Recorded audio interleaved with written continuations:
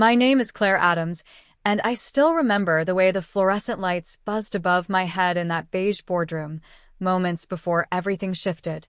There were 7 of them, department heads, supervisors, and people I used to bring extra coffee for when they forgot to eat. I sat at the far end of the oval table, my hands neatly folded, a notepad in front of me, heart racing but face calm.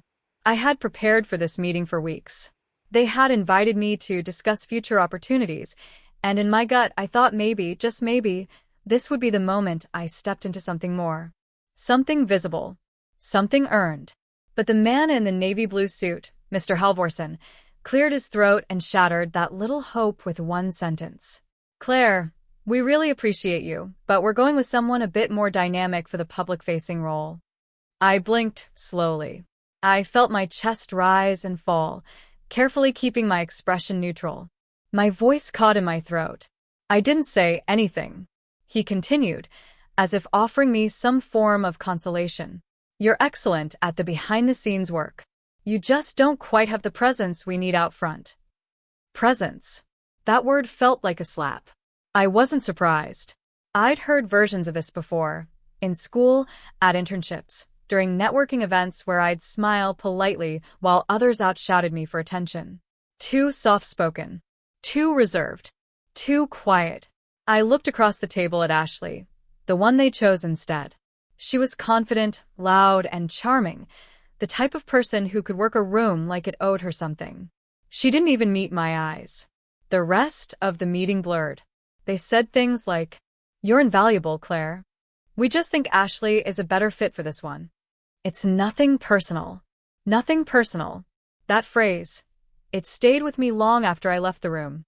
I walked back to my desk in silence. No one made eye contact. No congratulations. No apologies.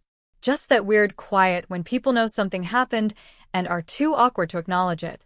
I sat down, stared at my screensaver, a photo of a cabin in the mountains, and let the silence swallow me. I didn't cry. I didn't speak. I didn't quit. I just felt small.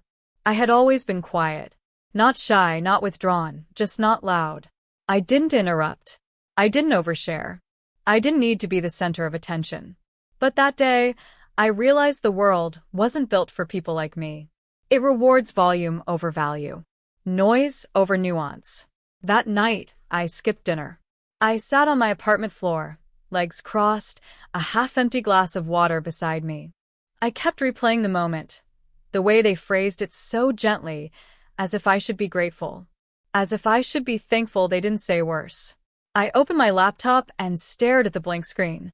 A document titled, Speaking Engagement Pitch sat unopened.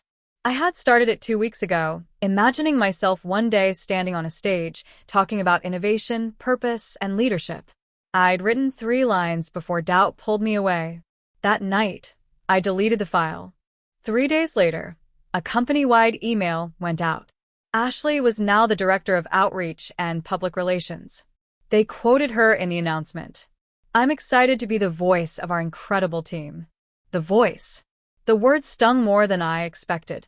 People congratulated her in the hallway. Someone brought cupcakes. There were balloons in the break room. No one mentioned me.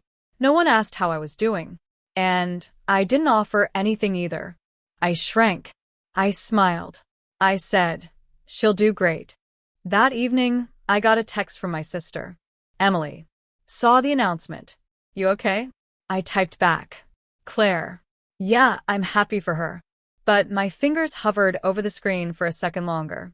And then I added, maybe I'm just not meant to be that kind of person. She sent a heart emoji, followed by, they'll regret overlooking you one day. I know it. I didn't believe her. But I needed to pretend I did. The next morning, I showed up to work earlier than usual. Sat in the same seat. Did the same things. I worked silently while Ashley paced the halls, practicing her speech for the upcoming annual leadership conference. I watched from a distance as people gave her tips, clapped for her, laughed at her jokes. And I stayed in my corner. That was the day I started counting. Not the hours I worked. I started counting how many times people spoke over me in meetings. How many times someone used my ideas, but didn't credit me. How many times I was labeled sweet, Nice, helpful, but never a leader. By the end of the week, the number was 27. 27 microsilences. 27 ways the world told me my voice didn't matter unless it was loud. 2 weeks later, I stood in the back of the conference hall. Ashley was on stage, speaking to a packed room. Her slides were bright. Her jokes landed. But something inside me watched it all with detachment. Not jealousy. Not bitterness. Just clarity. Her words were full. But they didn't say much. She was loud. Polished. On brand. But something was missing, something I couldn't explain. That night, I didn't go to the after party. I sat at my kitchen table, notebook open, pen in hand, and wrote one sentence. Being quiet doesn't mean I don't have something to say.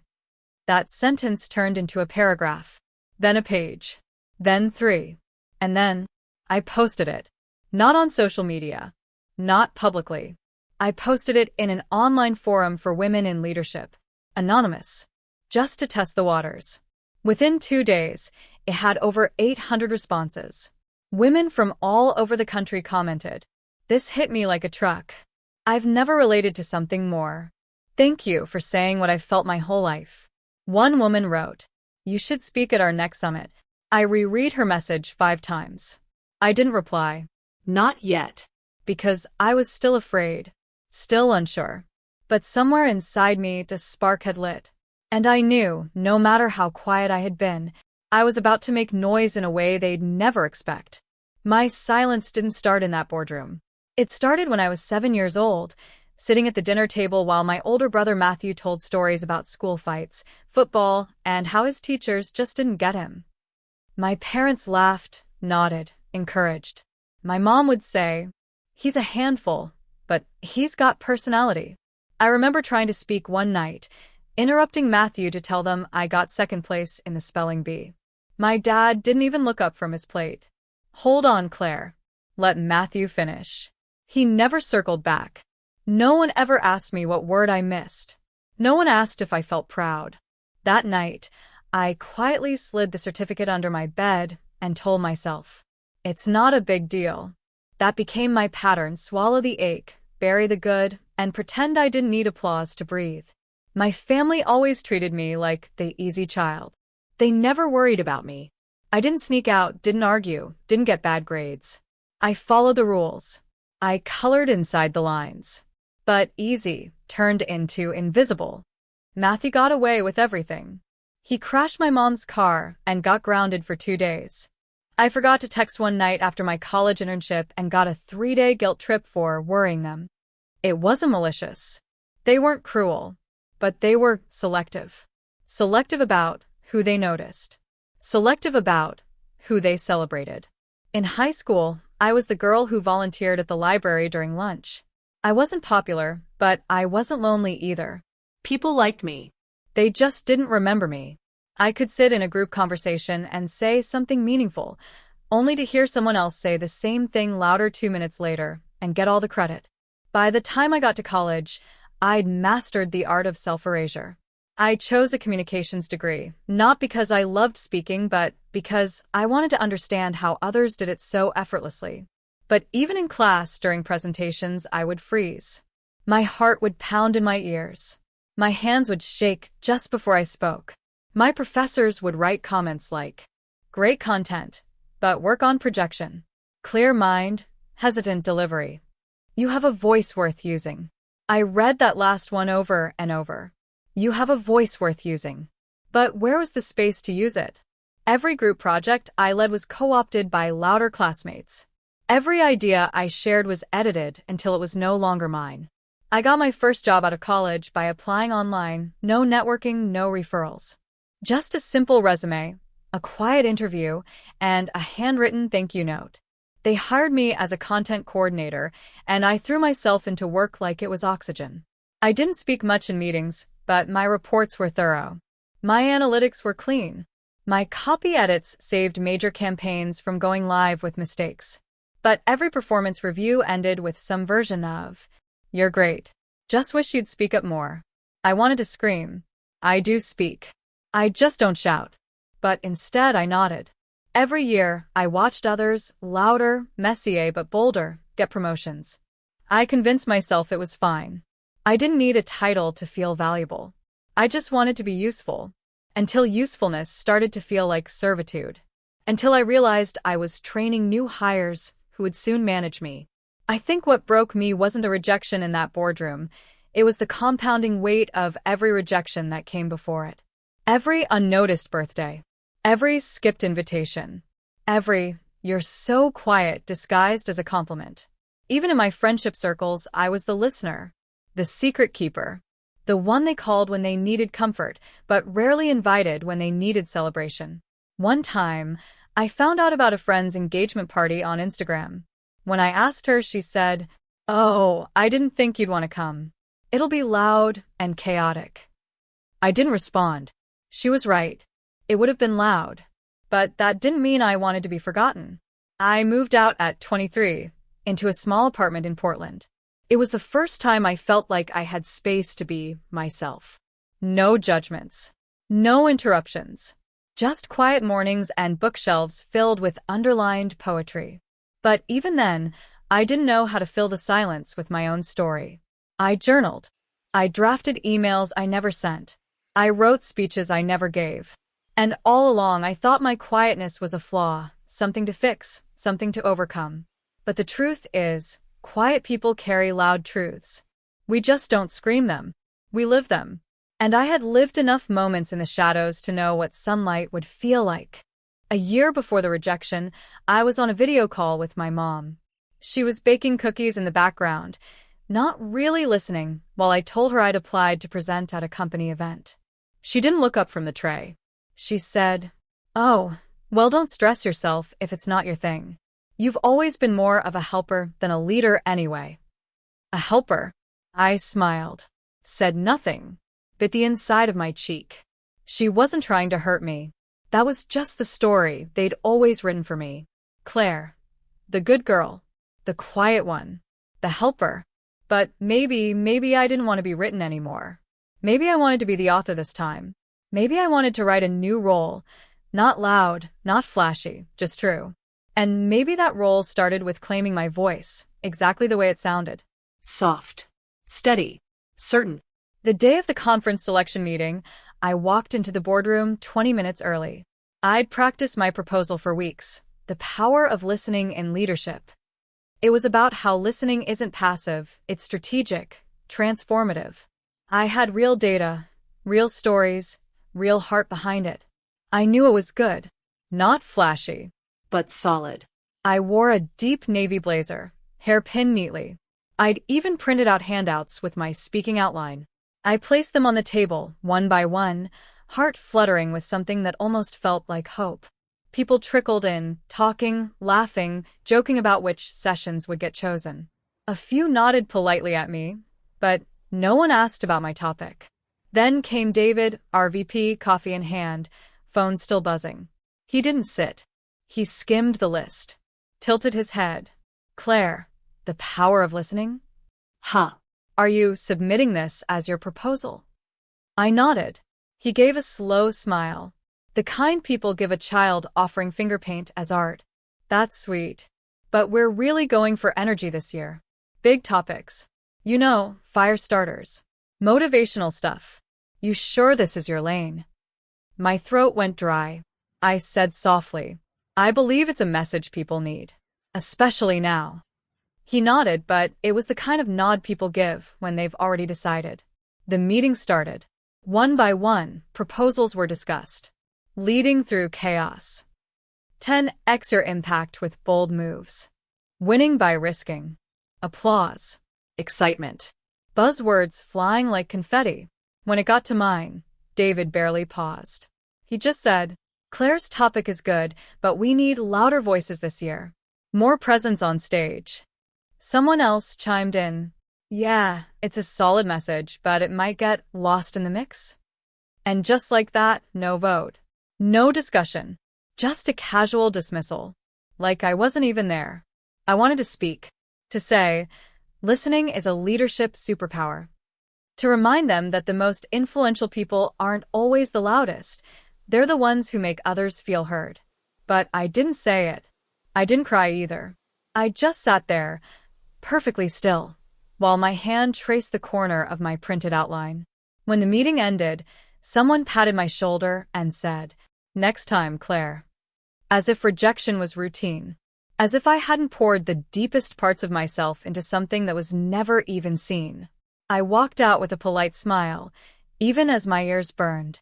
I went back to my desk and closed my laptop quietly. Then I slipped into the women's restroom, locked the stall door, and let out a single, silent breath. Not a cry, not a sob, just a release. Because in that moment, something inside me shifted. I wasn't angry. I wasn't even sad. I was just done. Done shrinking myself to fit their volume levels. Done handing over my worth to people who didn't know how to hold it. That night, I skipped dinner. I sat on my couch, outline still in my hands. And for the first time, I didn't wonder what I did wrong. I wondered what I could do differently. 2 weeks passed. The conference was announced. My name wasn't on it. But what was on it? Half the sessions were led by people I had mentored, edited, helped build decks for. I'd been the backbone, and they were the face. Again. And yet, instead of shrinking, I started to build, quietly, but intentionally. I joined Toastmasters. At first, I shook every time I spoke. But I kept going. And slowly, something amazing happened. I started to feel steady. My voice stopped cracking. People leaned in when I talked. Someone approached me after a session and said, "Your talk made me feel seen." That line stayed with me, because that's what I had always wanted. Not to impress, but to reflect. To show people like me, soft-spoken, often overlooked, that they matter. 6 months later, I submitted a proposal to a women's leadership panel outside of work, not affiliated with my company, but in the same industry. The theme? Leading without shouting. They accepted me. Not just as a panelist, as the closing keynote speaker. I didn't tell anyone at work. Not yet. I just kept showing up, doing my job, answering emails. But something about me was changing. People noticed it in subtle ways. They asked more questions. They started listening when I spoke, even briefly. Because I wasn't trying to be louder anymore. I was being clearer. Then came the twist. A month before the event, our company's HR director, someone new, reached out. She had seen the event flyer on LinkedIn. She messaged me, "This looks amazing. Would you be willing to represent us officially? Speak as a member of our organization." I paused, then typed, "I'd be honored." Because suddenly, I wasn't waiting for their approval anymore. I had become undeniable. The day of the conference, I stood backstage, holding the same outline I had drafted a year earlier, now updated with more strength, more depth. Same message, just a different energy. When I walked out onto the stage, the lights were blinding, but I could see them. A few coworkers had shown up. Even David. He was in the back row, arms crossed, curious. I smiled. And then I spoke. Not loudly, but fully. And for the first time in my life, they listened. After the conference, everything changed, but not in the way you might expect. There were no fireworks, no promotions, no viral LinkedIn posts. But inside me, the door had closed. And another had quietly opened. I started showing up differently. At work, I still answered emails on time. That night, I skipped dinner. I sat on my couch, outline still in my hands. And for the first time, I didn't wonder what I did wrong. I wondered what I could do differently. 2 weeks passed. The conference was announced.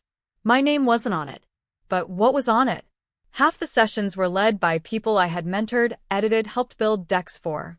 I'd been the backbone, and they were the face. Again. And yet, instead of shrinking, I started to build, quietly but intentionally. I joined Toastmasters. At first, I shook every time I spoke. But I kept going. And slowly, something amazing happened. I started to feel steady. My voice stopped cracking. People leaned in when I talked. Someone approached me after a session and said, "Your talk made me feel seen." That line stayed with me. Because that's what I had always wanted. Not to impress, but to reflect.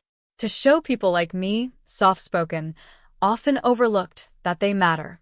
6 months later, I submitted a proposal to a women's leadership panel outside of work, not affiliated with my company, but in the same industry. The theme? Leading without shouting.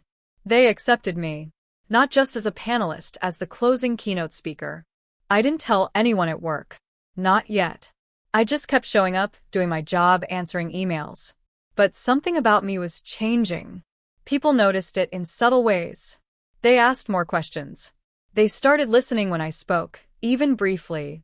Because I wasn't trying to be louder anymore. I was being clearer. Then came the twist. A month before the event, our company's HR director, someone new, reached out. She had seen the event flyer on LinkedIn. She messaged me. "This looks amazing. Would you be willing to represent us officially? Speak as a member of our organization." I paused, then typed, "I'd be honored," because suddenly, I wasn't waiting for their approval anymore.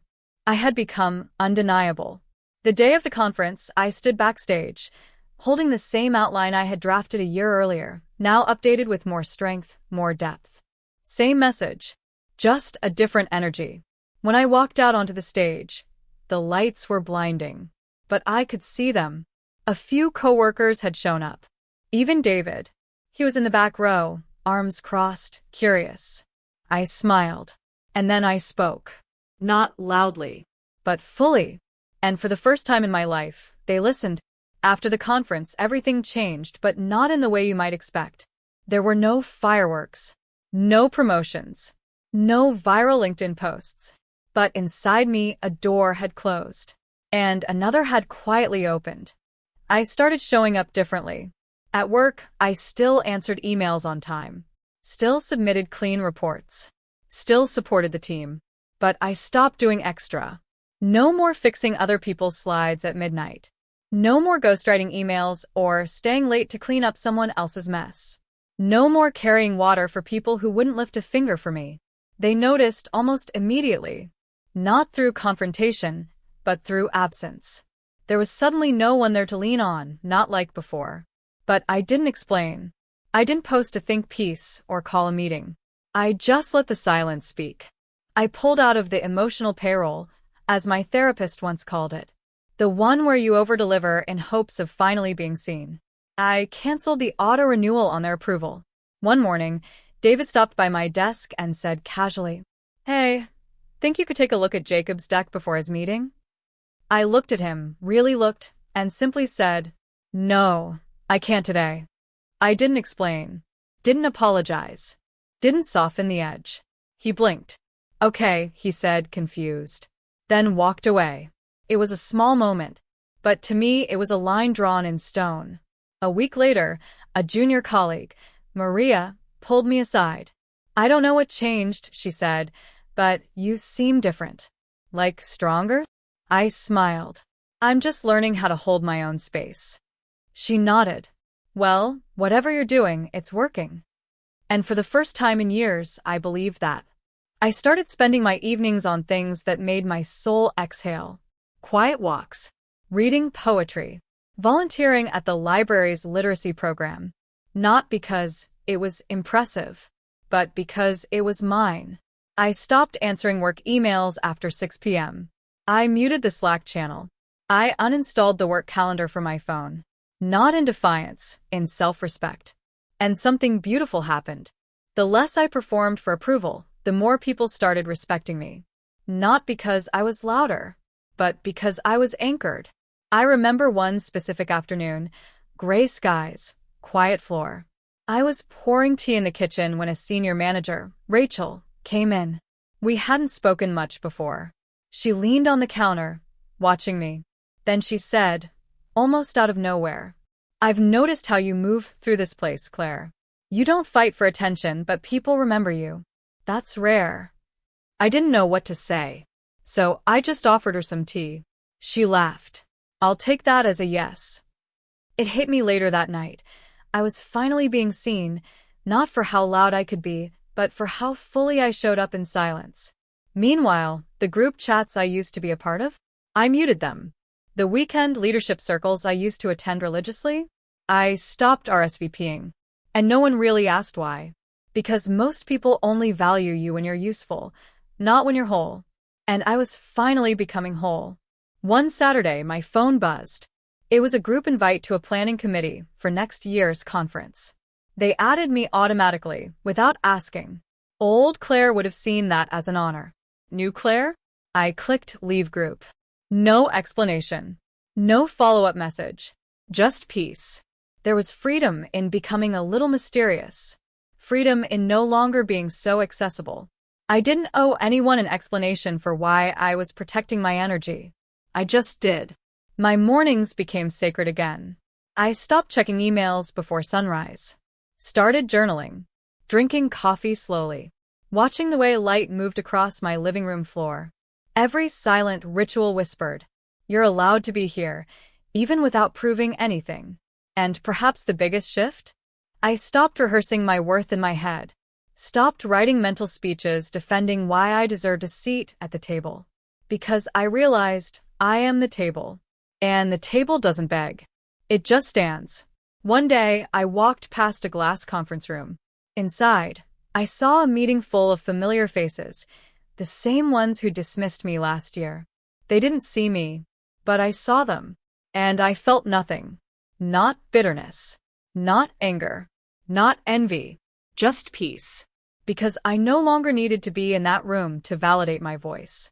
My voice had found its own stage. It was a rainy Tuesday when the twist arrived.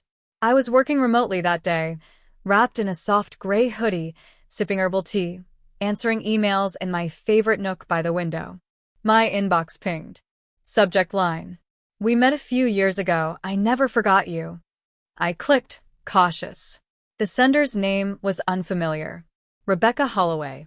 I began to read. "Hi, Claire.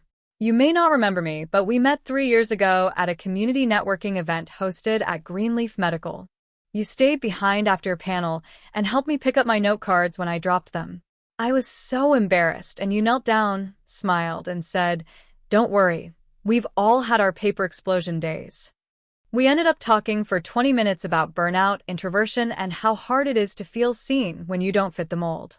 I never forgot that. In fact, I quoted you, your words, your kindness in my doctoral thesis. I even cited you. And this year, I was asked to join the organizing board for the very same conference you once spoke at. When your name came up as a potential keynote, I said yes before anyone could finish the sentence.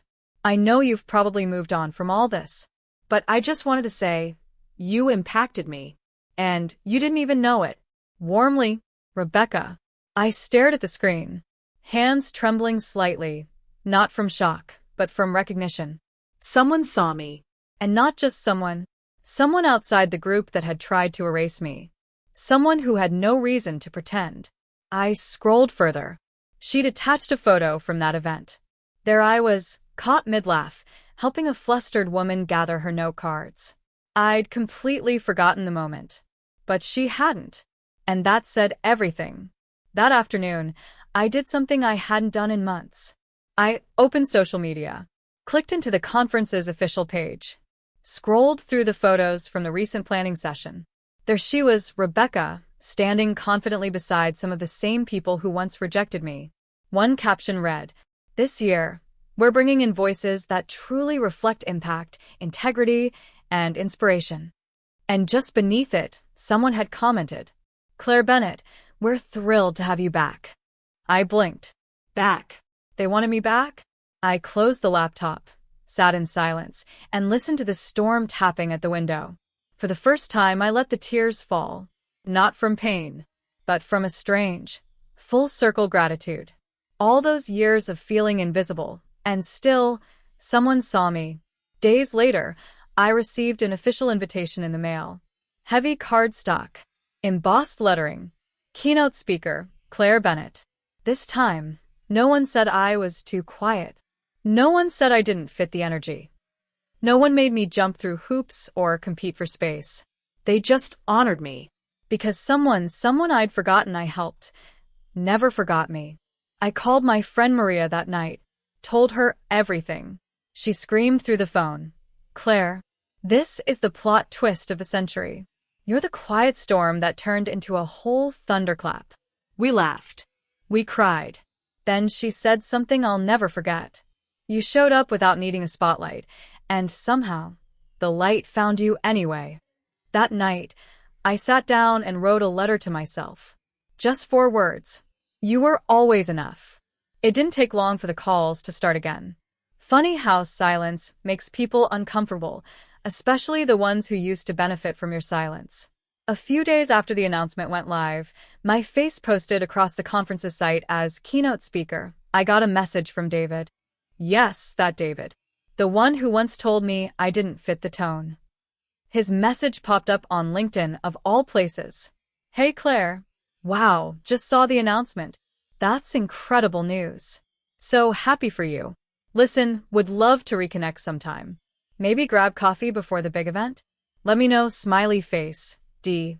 I read it twice. Then a third time. I could practically feel the subtext buzzing beneath the surface. Let's clean this up before it gets awkward.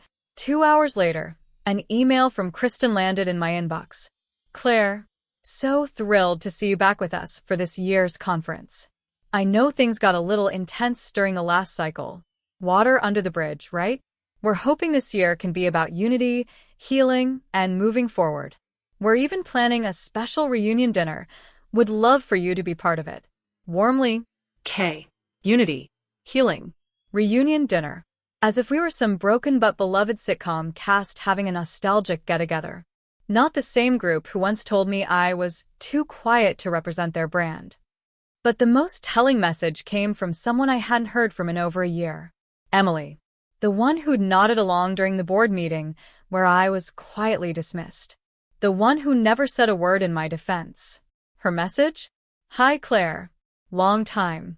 There's been a lot of conversation around your keynote, and some old photos are making the rounds. A few include staffers who'd prefer not to be associated with prior miscommunications. Would you be willing to untag or archive any content from past events? Appreciate your discretion. There it was. The real reason they were reaching out. Not to apologize. Not to repair. Not to grow. But to manage optics. To protect their reputation. Not to acknowledge my reality. I didn't respond to Emily. Or Kristen. Or David.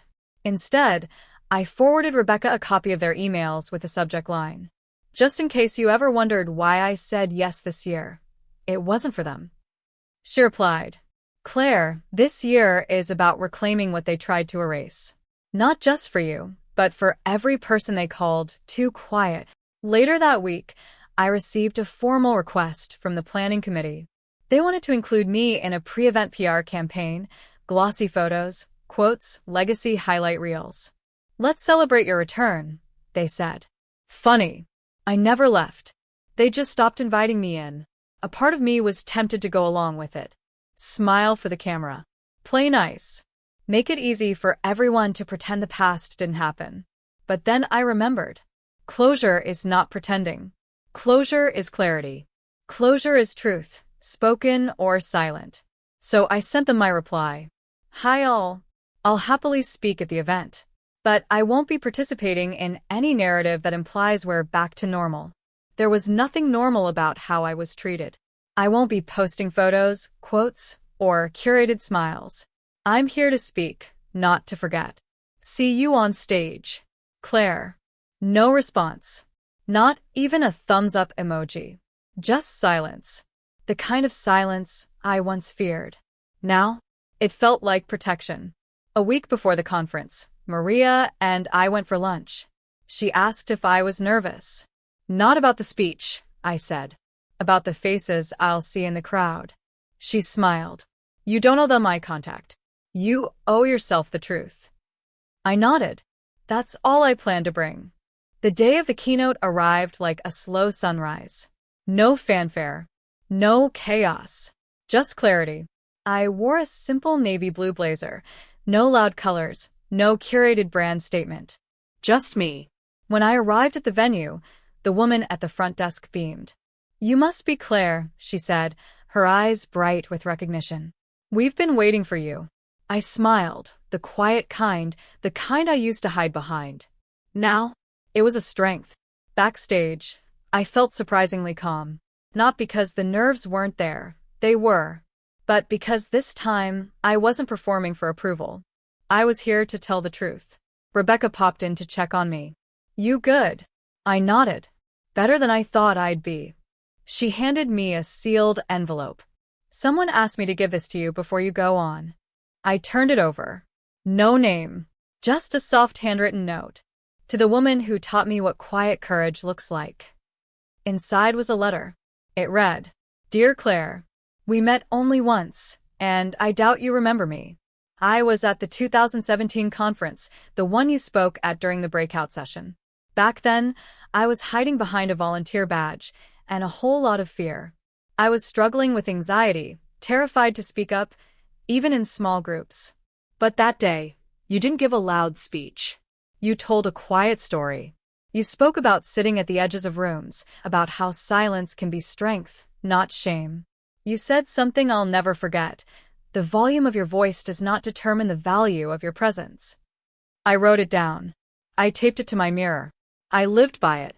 That sentence carried me through grad school, into leadership, into therapy, into healing. Today, I'm on the advisory board. Asterisk, I voted to bring you back, not because you were rejected, but because you were right. Thank you for showing up in the exact way I needed to see someone show up. You saved me from disappearing. A quiet girl, still finding her voice. I had to sit down. The words blurred. My breath caught. I had no idea my words had landed like that. No idea my quiet presence had planted seeds I never saw grow. I folded the letter, tucked it inside my journal, and whispered to no one in particular. Thank you for seeing me. Then they called my name. Please welcome our keynote speaker, Claire Bennett. Applause. Lights. A mic in my hand. But this time, I wasn't shaking. I looked out into the crowd. Saw old faces. New ones. Some who remembered me only as a background character. Others who had never met me, but needed me now. I began. They told me I was too quiet to be heard. But I've learned that silence is not absence. Stillness is not weakness. And sometimes, the loudest truth is whispered from the back of the room. I spoke for 20 minutes. Not a speech. A testimony. I didn't try to impress. I tried to reach. When I finished, the applause wasn't explosive. It was deep. Standing. Some people had tears. And from the corner of my eye, I saw Emily. Arms folded. Eyes a little too wide. Face unreadable. But I didn't look long. Because in the front row, Rebecca was beaming. And next to her, a young woman with a familiar face. She mouthed, Thank you. I knew. It was her. The letter writer. Afterward, as people mingled, someone tapped my shoulder. A soft voice. I brought this for you. She handed me a small frame. Inside, a printed card. My old quote. The volume of your voice does not determine the value of your presence. Beneath it, Claire Bennett, 2017. I laughed. Then cried. Then hugged her. It was the first time I'd ever been quoted in print. And the first time I'd felt worthy. Not because I changed, but because someone finally recognized what never needed to change. That night, I didn't post about the event. Didn't hashtag the moment. I just came home, lit a candle, poured tea, and read the letter again. Then I added my own line beneath her words. The quiet ones remember everything. And sometimes, they're the ones worth remembering. 2 weeks after the conference, the email came. Subject line. Coffee. It was from David. Again. Hey Claire, just circling back. Really meant it when I said I'd love to reconnect. Let me know if you're free for lunch sometime next week. No pressure. Totally understand if you're busy. D. The tone was friendly. Soft. But now, I could hear what I used to miss beneath words like these. He wasn't reaching out because he missed me. He was reaching out because I'd become someone he couldn't ignore. 3 days later. Another message. Kristen this time. Hi Claire. Hope you're settling back in after the conference. We've been talking about forming a legacy advisory board. Would love your voice in shaping. Let's chat soon? Powerful example. Resilience. Leadership. The irony burned. They had to let me bleed in silence before they could call me strong. But the most surprising message came by text. Emily. My screen lit up late one evening. Claire, I owe you a coffee. Or a few years of listening. If you're open to it, I'd really love to talk. Even if it's just to apologize, properly this time. I understand if you're not interested. Just putting it out there. I stared at the message for a long time. Not because it made me angry, but because it didn't. There was a time when that kind of message would have kept me up at night. Would have made me second-guess, question, spiral. Now, I didn't need anything from it. Not validation. Not reconciliation. Not even an apology. The next morning, I sat in my kitchen, tea in hand, birdsong outside, and drafted one reply. Just one. To all of them. Short. Simple. Final. Hi, I appreciate you reaching out. I've spent a long time trying to earn space in rooms that made me feel small. I don't need to do that anymore. I'm not angry, just at peace. And I plan to stay that way. Wishing you well. Claire. No follow-ups. No explanations. Just a full sentence that had once felt impossible to write. I plan to stay that way. And just like that, I was free. A few days later, someone from the conference team followed up one last time. Hey Claire, we're preparing our post-event highlight reel. Any chance you could send us a quote or a reflection? Something inspiring about your experience? I smiled. Typed out a line. Then deleted it. Typed another. Deleted that too. Finally, I wrote one sentence. Sometimes, not showing up is the most powerful thing you can do. They didn't use it. Of course they didn't. But I printed it, framed it, and hung it next to the other quote, the one the letter writer had gifted me. That same week, I passed by the coffee shop where David and I used to meet after pitch sessions. The place hadn't changed. Still smelled like burnt espresso and ambition. I paused at the door, then turned away. Not out of bitterness, but because I no longer had anything to prove inside. It's strange how you think the final chapter will come with some grand confrontation. Raised voices. Tears. A speech. But sometimes closure is just a peaceful no. Not spoken with anger, but whispered like a promise. I am no longer waiting for you to see me. It's funny. For the longest time, I thought silence meant weakness. That if I wasn't loud, wasn't bold, wasn't always on, then I didn't deserve a seat at the table. But now I know something I wish someone had told me earlier. You don't have to shout to be heard. You just have to stop shrinking.